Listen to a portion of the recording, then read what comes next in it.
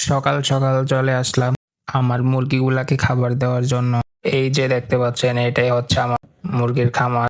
আমি এখানে মিশরীয়, যে অরিজিনাল মিশরীয় ফার্মি মুরগিটা আছে, ওইটাই লালন পালন করি।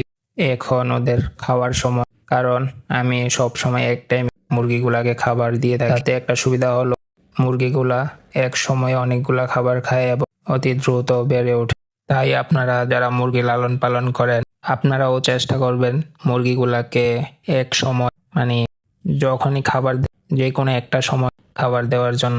এইখানে আমার একটা টাইগার মুরগি, আবার দুইটা দেশি মুরগিও আছে। মাশাল্লাহ, দেখতে পাচ্ছে সবগুলা মুরগি কি সুন্দর করে খাবার খাচ্ছে। গতকাল রাতে অনেক বৃষ্টি হয়েছে, তো দেখতেই পাচ্ছেন ভিডিওতে কি অবস্থা হয়ে আছে যেখানে আমি মুরগিগুলো রাখি। আজকের জন্য এতটুকুই। তো দেখা হচ্ছে আরেকটি ভিডিওতে, ইনশাআল্লাহ। সবাইকে ধন্যবাদ। আসসালামু আলাইকুম।